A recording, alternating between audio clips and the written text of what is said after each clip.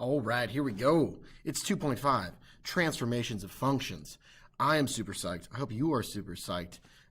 Some of this is review, again. A lot of the stuff in this chapter is review, but definitely something we want to go over, and we'll be doing some more challenging things with it than you've ever done before. Who doesn't like a good challenge? Alrighty, so we're going to talk about all the different numbers you might see here in a function, and this will apply to really any function that we're dealing with, whether it be the square function, right? Quadratics might be the square root function, absolute value, etc., etc. Anything from those families, we can transform. We can shift left, right, up, down, stretch it, compress it. Oh my goodness, there's so many fun things we can do. We can reflect it. Oh my goodness. My goodness. This is going to be great. Okay.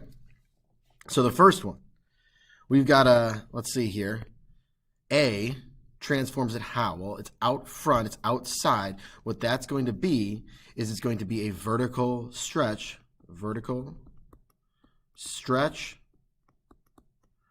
or compression. Forgot the T there. Whoops. There we go. So if it's a number that's larger than 1, it's a vertical stretch. If it's less between 0 and 1, it's a compression. Alrighty, so that B inside there, B is going to be a horizontal. And then it's going to be a stretch or compression. And we'll get more into these details in a bit, but remember, inside the parentheses there, we're thinking like opposite or the reciprocal when we're dealing with that. That's always the funky one. All right, so C is going to go left or right. Right or left. D moves it up or down. And then lastly, negative A transforms. And what we're really focused on is just the negative out in front, the opposite, right? The negative there. That is going to be a reflection over X axis, or ROXA for short. Because it's always fun to have a little abbreviation, ROXA. And remember, we are mainly focusing on that negative out in front of the A. The A is still its own transformation, but when it's a negative, there's a reflection, then the A will still stretch or compress it if it's there, okay, if it's a number other than 1. Cool. So let's talk about this box over here. And as you can see, what I mentioned before, we could deal with any type of function, okay? These are just a couple examples of like our radical, our absolute values. Inside the parentheses, maybe there's squared or cubed, something out there, an exponent out there, right? When it's outside, it's just the same. And what we mean by that is this is a positive 3, we're going up 3. This is a 1/3. It is a vertical compression by 1/3. What you see is what you get. Now, when we're talking about horizontal, when it's inside, it's the opposite or the reciprocal. Okay? Hopefully the abbreviations are all right with you guys. Feel free to speak up if you're like, hey man, what's that mean? All right. Not that I can answer you in the video, but you can ask in class. All righty. So here I have X plus 2. We're thinking opposite, so we're actually moving to the left 2, which we usually associate left with their negative X values, right? But we're thinking opposite here. Now, here we have a 2 inside the parentheses. It's multiplication. So this is going to be that B value right there, horizontal stretch or compression. Since we're thinking now reciprocal, we're thinking horizontal compression by 1/2. Awesome. So we've got all the nuts and bolts here. We're ready to start applying some of these things. We're going to do maybe a little bit more with it, but man, this is fantastic so far. All right, so here we have some examples using the absolute value parent function, okay?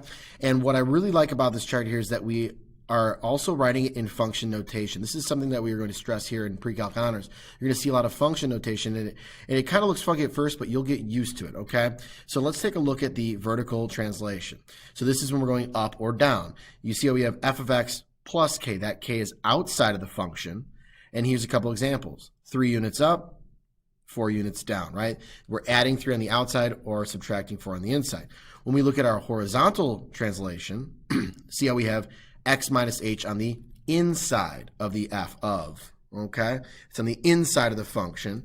And an example when we're using actual numbers with an actual function would be x minus 2, we're going 2 to the right.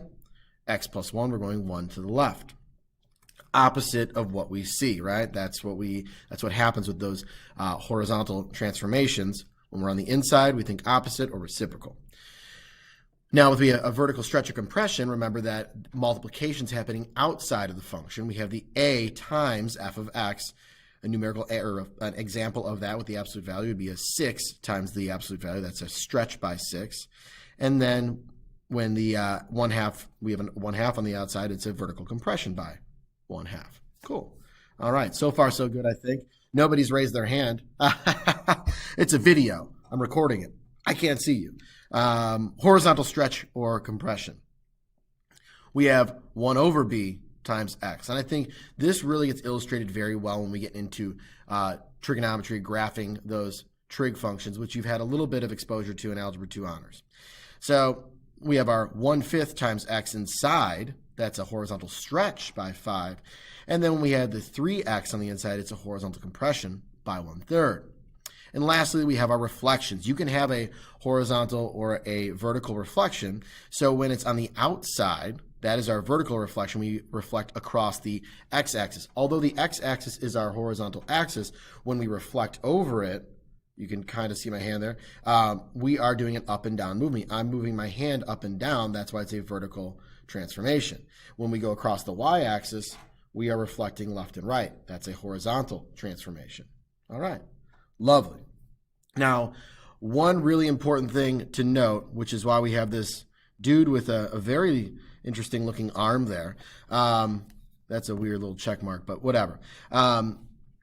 You have to factor out when you're on the inside of the function and you're trying to figure out your horizontal transformations, whether that's a stretch or compression or a left-right movement. What we mean here is you see how we have 3x plus 6. I cannot have a coefficient in front of my x and be able to analyze that left-right movement. What I have to do is factor out that 3. Now I have an x plus 2. That is 2 to the left, not 6 to the left, okay? Yes, the horizontal stretch compression stays the same. This is still a compression by 1/3, but that left-right movement would be messed up if we didn't factor out that 3 first. All right, cool. Even with a negative in front of the x, we want to rearrange and pull that negative out so that we see that this is actually a right shift by 4, and we still have our reflection over the y-axis, which we would have noticed here, but we would have had our left-right movement wrong. Okay, so we got to make sure that x is just 1x, okay, when we are analyzing this for transformations. So definitely star that, circle it, highlight it, throw some glitter around it, something to make it stand out so you don't mess that up. All right, we're going to do a few practice problems here, guys. I'm not going to do every single one of these in all the examples. However, your keyed notes, which are posted online, have all of these answered. So if you are like, hey, I want to try a few more and check my work, you can absolutely do that. But I'm just going to explain a few of these to keep this video length a little bit shorter than it would be if I did all of them. All right, so let's just try the first one here. We have negative x cubed plus 3. So the first transformation I see is a reflection, and that's going to be a reflection over the x-axis since it is a vertical transformation when it's on the outside of the function. All right, so reflection over the x-axis. Roxa. And I am moving up 3. Cool. And when we are doing these transformations, we are making sure that we do the order of operations, right? PEMDAS, we're paying attention to that, working our way from the inside out of the parentheses so that because if you do some shifts before others, it'll actually be incorrect, okay? So you got to pay attention to the order. As far as our domain is concerned, this is a cubic function that has been reflected, but a cubic function, regardless of being reflected, the domain is still going to be negative infinity to infinity, and my range will also be from negative infinity to infinity. Okay. Awesome. Or all real numbers if you're using set builder notation. Let's see, what else we want to do? How about number 4 over here? And I'm going to zoom in just a little bit if I can. Cool. All righty. For this one, I have a 6 inside of the square function, which means that this is going to be a horizontal compression by a factor of 1/6, right? I got to think reciprocal in this. A little voice crack. I'm going to leave it. And then I'm going up 11. Awesome. Now, this is a quadratic, right? A square function. So this looks something like that, and it's been shifted up 11. Now my domain is still going to be my all real numbers or negative infinity to infinity, but since I shifted this up 11, I am starting at 11 and then continuing on to infinity for that particular domain. Or we could say that y is greater than or equal to 11 if we're using Set Builder. Right? Most of the my math lab asks us for interval notation. Sometimes it writes it in Set Builder. It's good to be savvy with both. The last one I'm going to do here is number 6, and I think you might know why. First, I want to factor out a GCF in this one. So I'm going to have the square root of, I'm going to pull out a 4, and then I'll have x minus 2. I have to do that in order to analyze my shift properly. So first thing I'm going to do is I'm going to go to the right 2, and then it's going to be a horizontal compression by 1/4. Awesome. All right. So now we want to think about our domain. Well, this is a radical function, so it looks something like that, right? That's our parent function if we were to look at it on a graph, okay? But I have shifted it to the right 2, so my domain is now going to be 2 to infinity. I do include that point 2 on a rational. And my range, I didn't move it up and down at all, so it's still going to be from 0 to infinity. Bracket, parenthesis, awesome, fantastic, America, freedom, rock and roll. All right, so with this one here, we got we're going to actually write some equations ourselves. So given the parent function and a description of the transformation, write the equation of the transformed function f of x. So again, I'm just going to do a couple of these, and then if you want to check the guided notes that are keyed, you are more than welcome to if you want to try a couple more examples if you needed them, or just head right to my math lab. All right, so let's start with the first one. Absolute value, we're going to have a vertical shift up 5 and a horizontal shift to the right 3. So if it's absolute value, if I have a horizontal shift to the right 3, that's going to be x minus 3 on the inside, and the vertical shift up plus 5 on the outside. Awesome. Fantastic. Wonderful. And then I'm going to do the last one, number 14. So we did 8, and we're going to do 14 as well. I'm just going to write it down here because this one has a lot going on. All right. I have a radical function, okay? It's a square root function. It has a horizontal stretch of 4, okay? It's translated 3 units to the left, 5 units down, and it's reflected across the x-axis, okay? So that reflection across the x-axis actually happens first. That's out in front. Now I have a horizontal stretch of 4, so that means there's a 1/4 going on, right? Okay. And then we have a translation of 3 units to the left, so x plus 3. I have to be very careful with these. And we're going 5 units down, so that's going to be on the outside. All right, so let's see if we have this all totally right. I have my reflection across the x-axis. I have the horizontal stretch by a factor of 4, so we did the reciprocal. I moved to the left 3, opposite sign, right? And then down 5. On the outside, remains the same. I think we're good. I think really we should have said this part first, okay? But you know, this is fantastic. This is fun. This is great. I love reading words and making math. All right, for this problem here, we've got to identify the domain and range of the function. We want to describe the transformation from its parent function and plot at least 3 exact smart points. And what we mean by that is points with integer coordinates. So x and y need to be integers, okay? All right, and I think that's just a nice way to graph things so you're not in between spots, whatever, right? We like having integers when we're graphing. Okay. Let's try number 15 here, and maybe one other one we'll see. For this one, we got a radical function, right? Let's see here. I'm going to graph it, and we'll talk domain and range, and we'll talk about its transformations as well. I think we could probably describe the transformations right now actually pretty easily. We have a vertical stretch by 3, and we're moving to the right 2, and I feel like that helps us graph it, and then seeing the graph also helps us with the domain and range. We could do it from here, but I think we'll do it after we do the graph. So I'm going to the right 2. Now normally I would be starting at 0, 0, but for this one we're moving to the right 2. Now as far as my integer coordinates go, I want to think, well, what's nice to square root, right? What's a perfect square root? Perfect square. So if I plugged in 2, I'd get 0. That's just 0. We've already used that one. So square root of 1 is something that's nice, right? Square root of 1 is 1. So how can I get 1? Well, if I plug in 3, 3 minus 2 is 1. So I'm going to do 3 minus 2 is 1. The square root of 1 is 1 times 3 is 3. So I've got 3 is my point. And then what's my next perfect square? I would have 4, right? So how do I get 4 inside the radical? Well, if I plugged in 6, 6 minus 2 is 4. Square root of 4 is 2. 2 times 3 is 6. So the point 6 is on there. And now I have 3 points with integer coordinates. All right. Now, how about our domain and range? And I'm going to zoom back out so I have room to write. My domain, well, I start at 2 and I continue on to infinity. And my range starts at 0 for my y values and goes on to infinity. Lovely.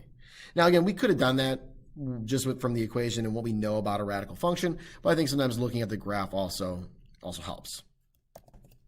All right, I think we'll do number 18 next. So for 18, we have a cube function, right? Now let's talk about our transformations again. We have a reflection over the x-axis, Roxa, and we're going up 1. Okay, so first we reflect it, and then we move it up 1. Cool? Now, for this one, it would normally start at 0, 0, but I reflect it, still 0, 0, and then I would go up 1. So I'm going to be starting here. So I have the point 0, 1, and then let's think about something else. How about we plug in the number 1? I'll do that. If I plug in 1 here, 1 cubed is 1, make it negative, add 1, I get 0. So the point 1, 0 is on there. And we might be able to realize that, okay, well, the other one would be negative 1, 2. But why don't we do that? Negative 1 cubed is negative 1 times negative 1 is positive 1 plus 1 is 2. Woo! Sometimes it helps writing those things down. But negative 1, 2 would be my other point. I have 3 integer points. We know that a cube function is going to look something like that. Woo! I was kind of shaky on that one. Sorry. Boom. Bada boom, bada bing. I like it. Excellent. Wonderful. Other than the shakiness of the hand. All right, let's talk domain and range. Well, my domain is going to be, well, it never stops going to the left. It never stops going to the right. Negative infinity to infinity. And my range is the same. It never stops going down, never stops going up. Negative infinity to infinity. All real numbers for both. Wonderful. Fantastic. That was great. All right, so for this last set of problems here, we are going to determine the equation, and we're going to figure out the domain and range, okay? We've done the square function bit, we've done the square root function, absolute value, but I feel like we haven't really touched a whole lot on our reciprocal function from our library of functions. So let's do number 20, and we'll call it a day on examples. We'll do a little bit, as you see below here, but let's go for it. So our reciprocal function is 1 over, where f of x equals 1 over x, right? And what have we done with this function? We've shifted it up, it looks like 5, because we would see a horizontal asymptote here at 5. So our function that has been transformed is 1 over x with a vertical shift of 5. That's it. That is our equation. Now for our domain, it's a little bit more cumbersome to write with interval notation, but since our book usually asks for that online, we'll do that. I'm going from negative infinity,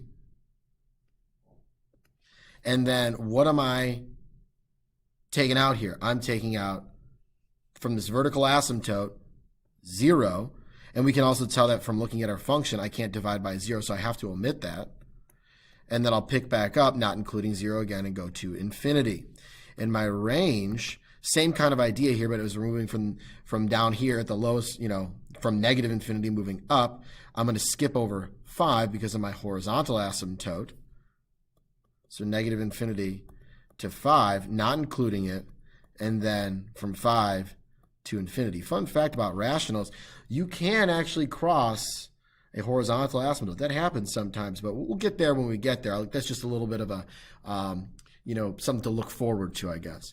But Here, it's just going to approach it, get infinitely closer to it, but never actually touch 5. Never going to cross that vertical asymptote, just gets infinitely close. We're good. We got the equation. We got the domain and range. Awesome. Just if you need to write something like this down, feel free to pause this right here at the end for our, our set builder notation and equality notation. We also have our interval notation. Those are things that you've been exposed to. Our book tends to use interval notation when you're typing it in. However, we've seen some multiple choice examples where they use set builder notation. It's good to be exposed to both. Hope you guys enjoyed the video. I know it got a little bit lengthy, but transformations, that's a hefty topic, if you will. Have a wonderful day. America, freedom, rock and roll, Gosco, Riverdog Jenny on the gram. See ya.